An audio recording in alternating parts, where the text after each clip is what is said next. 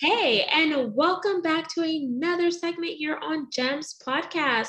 With me today is a special guest by the name of Miss Kim Hamer, and she is phenomenal, and you're going to find out why. And you already know me, Miss Genesis Amaris Kemp, the founder and host of this beautiful platform.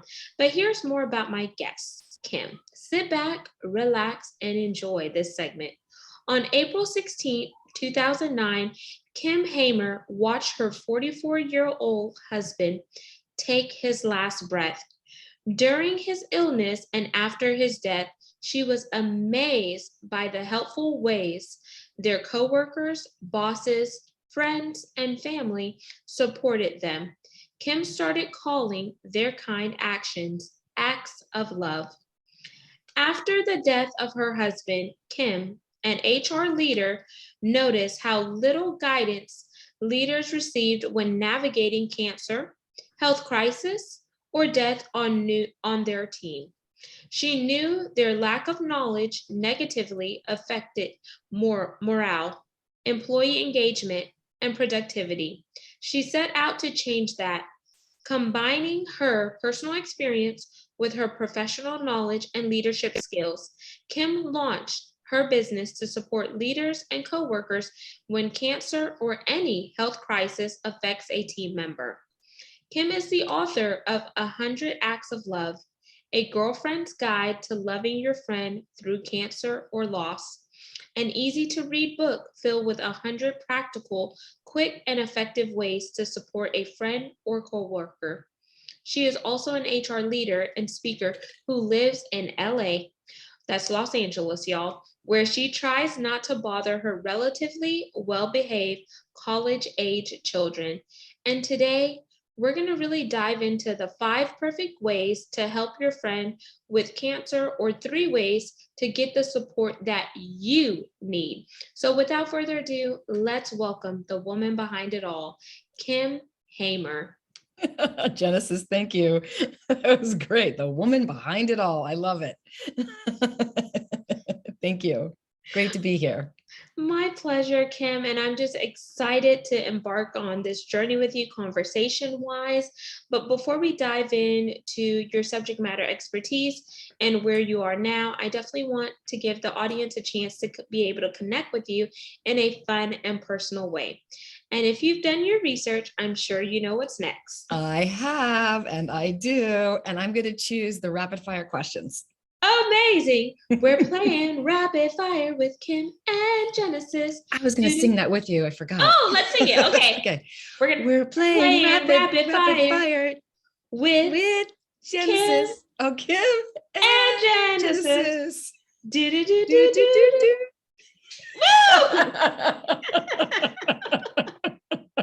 I'm so glad I listened to a few of your podcasts before I came on because I was like, oh, I want to sing that song.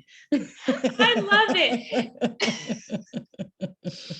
And if y'all know me, I am not a singer. I'm just a ball of energy, and I just like to remix things so people could, just take a load off and just ease into a conversation. So I tell people, if you are listening, grab your water, your wine, your soda, your drink of choice, and just relax because we are going to have a real transparent conversation. Amen. So here we go. Question number 1.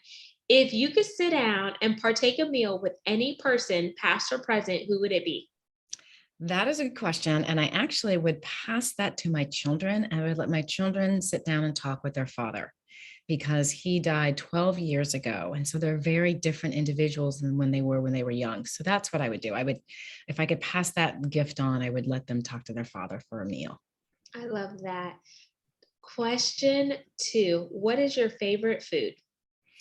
I don't have I got to go through phases. Right now, my favorite food is I bought an air fryer and I mix up some broccoli, put some olive oil and salt on it, stick it in that air fry. I will eat bags and bags and bags of air fried broccoli. So that's my favorite one right now. My digestive system may not like me in a few weeks, in which case I'll have to switch to another favorite food. Ooh, okay. Question 3. What is one piece of advice that you wish someone would have told you early on in life? The saying 5 minutes, 5 day, I'm sorry, it's 5 hours, 5 days, 5 weeks, 5 months, 5 years. How much is it going to matter? Because I realized in the moment, if, it felt like what I was doing was going to like destroy the rest of my life. But really, if I could just think it out and saw in 5 weeks, this would still be embarrassing, but wouldn't be so embarrassing. 5 months, I would barely sort of remember it. 5 years, I wouldn't even remember it. So to allow myself to put things in perspective. Hmm. Yeah, just really be intentional there too. Question 4. Would you rather a dream car, dream home, or who says you can't have it all? Let's go big and do both. It's funny you said that. And I was like, oh, because I'm the person who I listened to before. She was the nutritionist, I believe. And she said both. But honestly, I'd love a dream home. I am willing, I drive a 12-year-old car now. So I'm willing to drive an old car. I would just love, and my home right now is pretty close to where I want to be. But a dream home for sure. Just someplace that makes me happy, like makes me feel good all the time. So I go dream house. I love that. It's like your place of peace, your sanctuary. Yes, yes, yes. And little sanctuaries within the sanctuary, little places that just kind of bring you back to your center. And so that's really what I'd like. Ooh, that brings me to question 5. What is your happy place? That place of peace and serenity where you could kind of just let go and let God or the universe or whoever you believe in have its way. Well, I actually have two places. One is I'm a meditator, so I meditate for 20 minutes in the morning, and then again in the after when people go for their afternoon coffee or sweet, that's when I meditate again. And sometimes the meditations aren't peaceful or my brain going, but that tends to be my really happy place. And then another place is my cousin has this 90-acre ranch outside of in like the Sierra foothills. It's absolutely gorgeous. She's got horses and sheep, and now she has horses and goats. It's where my kids learn to use chainsaws and how to shoot guns, and they learn to ride there. And so that is it's beautiful. It's quiet. The cell phone is barely able to work out there. That is truly my happy place. I love it. It just sounds like just so peaceful where you could just kind of unplug, get off the grid, but not too much off the grid. Exactly. And I will also mention that it's also my happy place because my cousin cooks. So I don't have to do any cooking. It's like staying at a free Airbnb. It's really wonderful. She's an incredible host. Ooh. Question 6. If you could trade places with anyone, if you choose, who would it be? This, I don't know. I think it would be really interesting to trade places with Oprah Winfrey. And not because she's Oprah Winfrey, but because of the history that she has in herself, in her history. We've forgotten where she came from and how hard she had to fight to get where she is. And I'd love to have that sort of memory to remind myself of how strong and capable I am. Mm, I love that. You know what they say, she's somebody's hero out there. And she's doing amazing things. Oh my gosh. Yeah. Um, Question 7. Favorite color? Right now it's blue. I'm Yay! loving blue. I know you've got blue on. I've got blue on. I've got a red scarf on, but I love blue. I'm into blue. Navy blue, light blue, sky blue. Not into hot blue, but those kind of earthy blue tones. And it's just something about it just calms you. Yes, it really does. And I'm not afraid. Actually, I have blue pants on too. Not jeans, but blue pants on. I will wear blue everything every day. Some days I go in a mood where I'm just like blue, blue, blue, blue, blue, which makes dressing very easy. Question 8. Okay, you mentioned this earlier that you love your cousin's cooking and you just got an air fryer. So, are you the one that will just cook in your fabulous kitchen, or are you gonna Grubhub, Uber Eats, or DoorDash it? I'm going to personal chef it. That's what I'm going to do. When I have that house, it's going to come with a personal chef. I am not a cook. I do it out of necessity, not out of love. And I much prefer other people cook for me. So I'm a fan of a couple of restaurants in the area. Yeah, yeah, that's the answer to my question. Personal chef it. That's what I would like to do. 9. If you could have any superpower, what would it be? To turn all the red lights green. And 10, it's our pass or play question, and here are the rules. If you pass, our rules are reversed, and you get to ask me a question. If you choose to play, I ask one last question. So, do you want to pass or play? I'll play. Okie dokie. You just hit the lottery. Cha-ching, cha-ching, cha-ching. Woohoo! Now, in order to get all your proceeds released, you must contribute to 3 charities of your choice. What charities are you donating to? That's actually very easy. There's a children's zone in Harlem, which I would donate to.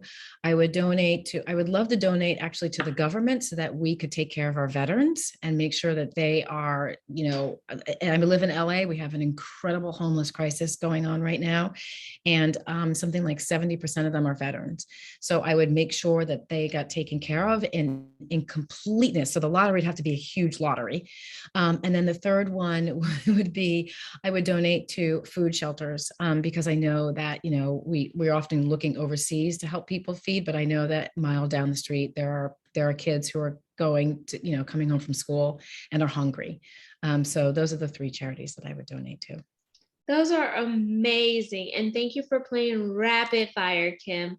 That's Now, great, Genesis. Thank you. my pleasure. Now we're going to segue into the topic to just really help people with the work that you're doing. You mentioned there are 3 ways to get the support that you need, and then also 5 perfect ways to help your friend with cancer. And as I mentioned before we started the recording, that is a subject that is near and dear to my heart. Cancer, along with diabetes and lupus, are my cores right now based on family members.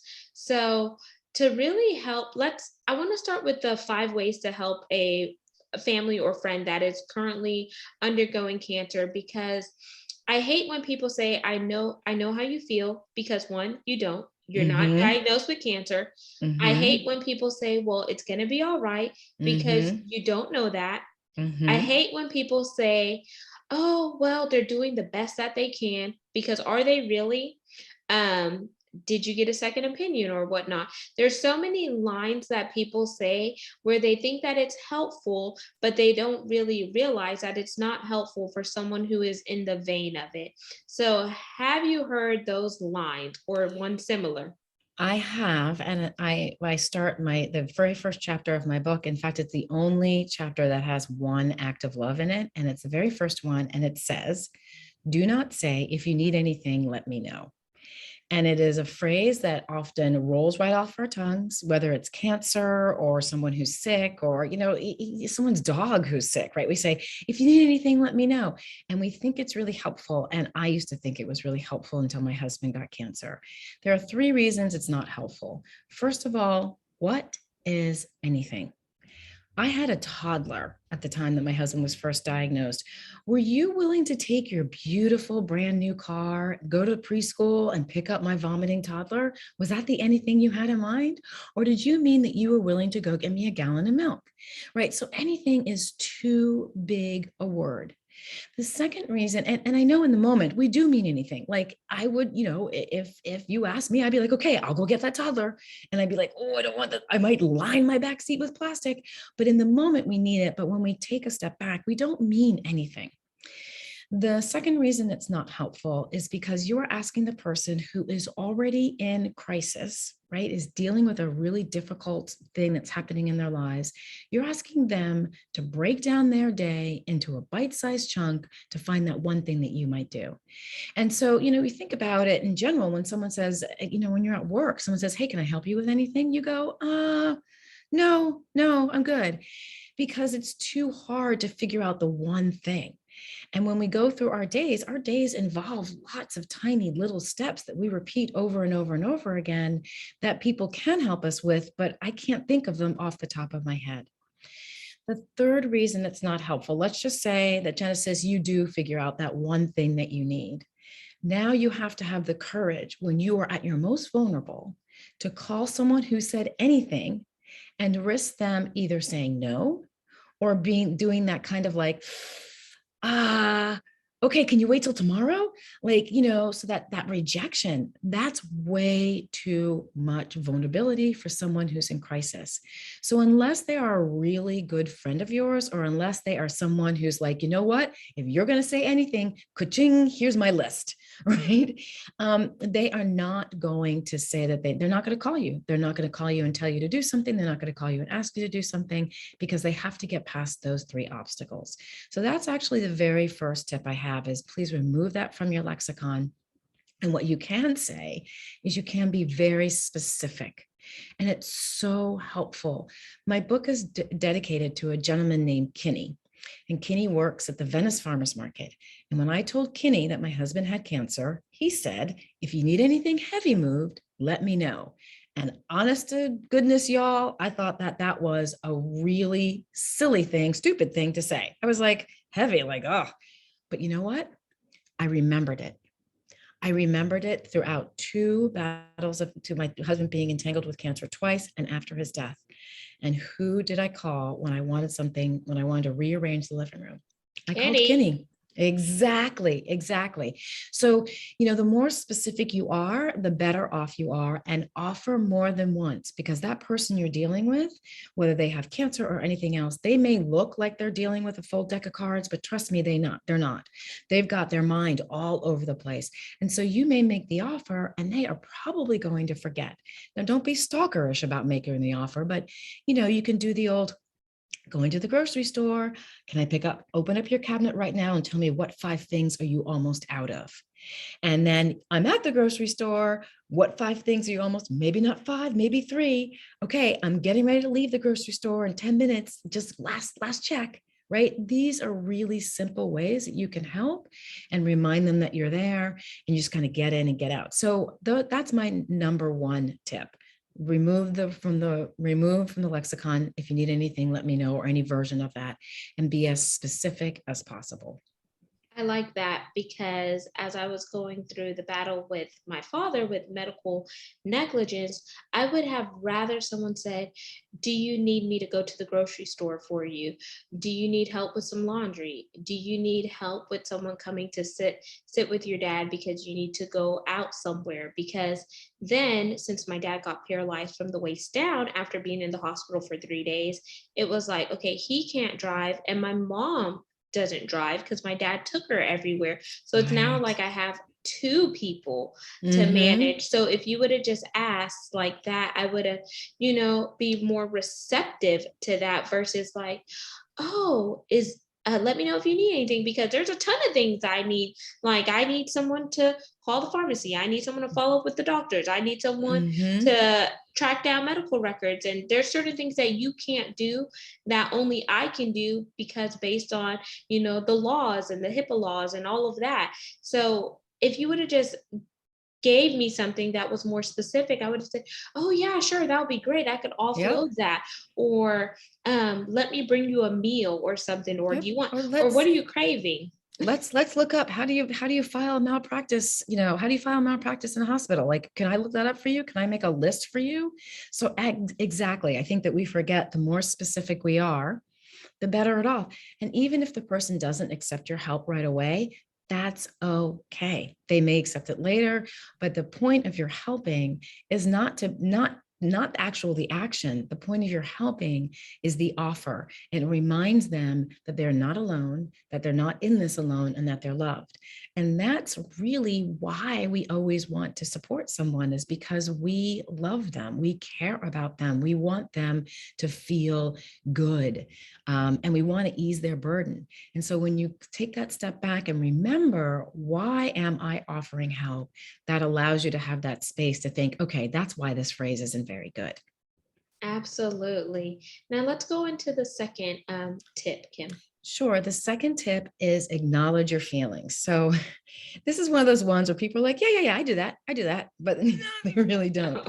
So, so what I mean by acknowledge your feelings is someone you care about was just diagnosed with cancer, or parent just died, or parent was just hospital, he was just dealing with malpractice. Like someone you care about is hurting, and that hurts. So take the moment to cry about it, not to the person. Do not cry to the person, but take a moment to cry and to feel sad and maybe write about how sad it is, or just kind of be like, gosh, darn it, that kind of like, go ahead and throw that fit, raise your fist to God, whatever you need to do, but get those emotions out of you, because the reality is we've all done this. Emotions leak out of us. Now, we've all had a bad day, and then we come home and we like take it out on somebody else. That's the emotion of you're not talking about or dealing with your bad day. That's it leaking out of you, right? Sometimes we need too much alcohol. Sometimes we need, the cake. Sometimes whatever it is, it's us not dealing with those emotions. And so it's really important that you deal with those emotions, especially when you're going to be dealing with the person who's in crisis, because that person in crisis does not need your garbage, does not need you leaking stuff. I mean, just that image of you leaking stuff all over them, not pleasant.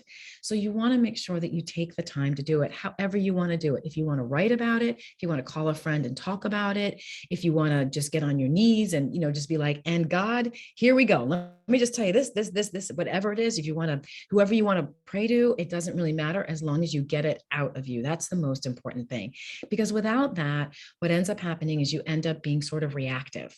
And the problem with dealing with someone who's in crisis is it's all about them. It's not about you. And sometimes that makes us feel not very good.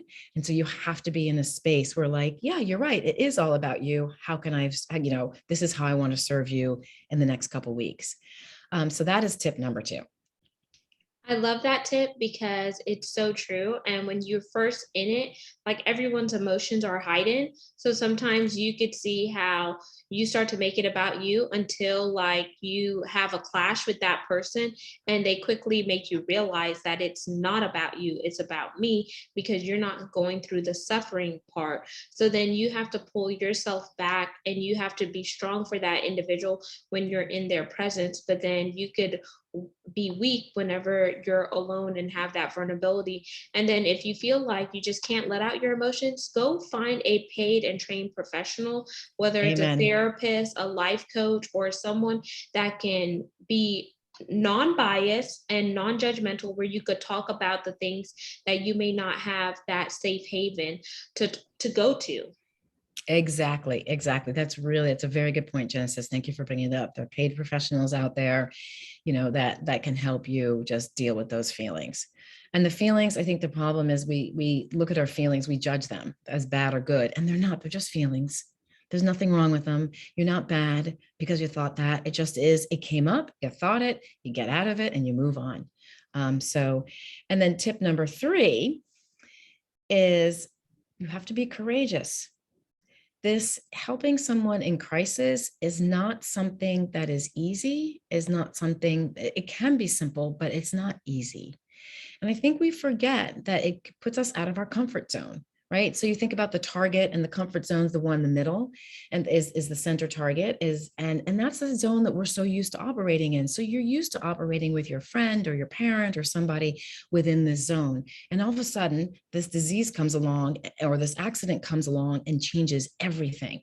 And you're in this learning zone and it feels uncomfortable. If you are not uncomfortable, there's one of two things. One, you've done this a lot, so you're used to getting into this kind of space and it's no longer uncomfortable. Or honest to goodness, sorry, y'all, but you're hard-hearted. Right? so, so you should be uncomfortable. It's new. You don't know how to act. You don't know what to say. You don't know what to do. And it's okay to be in this learning zone place, which is the next ring outside of that comfort zone. The third ring outside of that's the danger zone. And that danger zone is for when you're like, you say things like, I really want to help you. I'll cook meals for you for the next 5 weeks. And you're not a cook. Like that's the danger zone. Like that's you're way in over your head. Exactly. It's whoa. So keep in mind that you don't look, this person doesn't need you to save them. They just need you to show up and show up in something, doing something that's helpful to them and that you can do. So I think oftentimes people are afraid to help because they feel scared that somehow they're going to be roped into cooking meals for 6 months, right? They don't need you to cook a meal for 6 months. In fact, probably a meal is the one thing you don't need to do because everybody else is doing it. But you may be the world's best grocery shopper. I know I am. I can find a product. You just tell me what it is. I will track that thing. I will go to 5 grocery stores. I'll find out when the next delivery is. I will meet the truck when it's being delivered. I'm an incredible grocery shopper. I'm a horrible cook. So you can help within what's within your zone, and that's really important. But that learning zone is you're going to feel uncomfortable, and that's okay. Have courage, and courage is, I often love the saying, courage is fear that said its prayer. I love that. And I love the three tips that you gave. And were those the three ways to get the support you need? No, we got two more. This is Okay. how to help. So the fourth one is make sure that you think of things kind of like look at your own day and take it apart. I do an Mm. exercise a lot with companies where I say, okay, what's the first thing you do when you wake up in the morning? And some people say, oh, I look at my phone. Is the cell phone bill paid? Some people say I use the bathroom. Is there toilet paper in the bathroom? Are there clean towels? Is there shampoo and toothpaste and toothbrush to take care of? Do you have your favorite mascara for all the women and for anyone who wears mascara, right? When you go to is there cereal in the refrigerator and milk? Or whatever kind of milk you drink. I cannot tell you how many times I went to the fridge after my husband died and realized we had no cereal. I had milk, but I had no cereal, or had cereal and no milk, right? So there's all these different ways. We always think about meals, we think about dinner. Well, there's breakfast and lunch. Do they have a ride to work every morning? Is their car full of gas? Do they have a pen and paper by the telephone to take messages? So is their floor vacuumed? So just when you walk through a day, you can find these little ways that you can support somebody that are really helpful and that they may not have even thought of. So think about that when you think about the kind of action you want to take. Just think about your day and how someone can help you through your day. I like that because you know what it made me think about? Because I like to visualizing. It made me think about a pie and take a pie, for example, and cut the slices of pie. Exactly. And then what slice of pie resonates with you? Exactly. That's a perfect analogy. And the fifth one is repeat. I often think that we think we'll do our one thing and then we're sort of done, but we don't feel done. And we're kind of worried about going back and offering again or doing something else. You can do more than one thing. So you don't be afraid, especially if it's a long illness. Look, in crisis, a lot of people show up in the beginning, especially in death. So a lot of people are there in the beginning and death. 3 months later, you look up and you're like, wait, where did everyone go? Yeah, exactly. Where did everyone go? The person who is dealing with loss, they need you more at 6 months than they do in the beginning. So if you did not take action in the beginning, have heart. You can take action at 6 months. You can take action at a year. Y'all, if you show up at my door with a meal, I am not turning it down. And it's been 13 years since my husband died. So, so you can take action, especially in those first 2 years. Don't ever think that you've done it. It's too late. And the same thing goes for a cancer treatment. It may be really quick, or maybe 9-10 months of cancer treatment, and then another 5 months of recovery from that cancer treatment. Offer to go for a walk, offer to take them for a drive, take them to the movies, take them, buy them tickets to their favorite museum. There's so many things that you can do that are really, really helpful and are sweet and kind. And again, the basis of it is remembering that you are just there saying this. It's like, I call my book 100 Acts of Love because it felt like that's what people were doing for us. It was like, here's a lasagna. We love you. We're taking your husband to the cancer treatment center. We love you. We're going to take the kids. You're not getting them back till 9 o'clock on Friday. We love you. That's what it felt like every single time someone did something. So it's an act of love that you're committing for your friend. And that's the basis of everything that you do. So you don't have to do just one. So those are the 5 tips. I love those 5 tips, and I want to be respectful of your time, Kim. And I'm not sure if can you go over the 3 ways to get the support you need, high level, and then we're going to jump into the book briefly. Yes. So high level, the first thing is you have to be willing to accept help. We are the great American country, or that's the way we are. And if you live in New Zealand or someplace else, it's a little different for you, but we're like this. We pride ourselves on being wickedly independent. And actually, Australians also have this, I know. We got this. We don't need anybody's help. We all love to give. I'm happy to give, but we are horrible receivers. And so what you have to remember is that there's something called the law of reciprocity. And the law of reciprocity states this: if I do something for Genesis, just by this basic law, is supposed to do something for me. She feels the pressure to do something for me of equal or greater value. Well, when you are the person who's receiving help, here's the thing about the law of reciprocity: people are paying you back. You don't know what you've done. You don't know how you've affected them, but they are paying you back. So just keep that in mind. That's the first one. The second one is it's okay to control. Some people will come in and want to take over and do everything for you. And it is really okay for you to say, no, thank you. It's sort of like a really twisted, long birthday celebration. When it's your birthday, you get anything you want. So when you're in crisis, you can sort of play that rule of you get anything you want. Like some people will come in and want to help you and do all these things. It's like, you're creating more work for me than you are. I had a woman who came in and she wanted to pack my kids' lunches, and she packed them in containers that needed to be returned to her. I did not have the bandwidth in my head to remember which container was hers and I just basically said, thank you, no. Because I knew that it was stressing me out to think about. I was gonna have to keep track of her containers, make sure they were cleaned, and that she got them back. That was something that was beyond me in the first year of after my husband's death. So just make sure that you're thinking about, you get to say no. And the third thing is just receive the love. People love you. They're never, I think we should all have funerals before we die, because people love you. You affect people in a positive way, and they are showing it by wanting to show up and care for you. So just let the love in. It'll help heal you in more ways than one. Amazing. And thank you for sharing those 3 tips so they can actually receive that help and really not feel guilty, but just know that somebody out there cares for them and they love them and they're not doing it because they want something in return. Exactly. So now let's jump into our call to action. I know you have the book, The 100 Acts of Love. So hold up the book and show the audience. Sure. I'm so excited. Thank you, everyone. So there's the book. It's available on Amazon and on my website. I also have 5 phrases never to say to anyone with cancer and what to say instead. And you can go to my website at 100actsoflove.com. That's the number 100. / what not to say. So it's really simple. / what not to say. You'll get a free download of 5 phrases never to say, why not to say them, because I think it's really important that you understand the reason why they're not helpful, because it'll help you free yourself from saying the wrong thing with anything, and what to say instead. And that's my gift to the whole world. You already know the first tip, which is don't say, if you need anything, let me know. But there's 4 other ones that I'm sure you've said that you probably don't want to include in your lexicon anymore.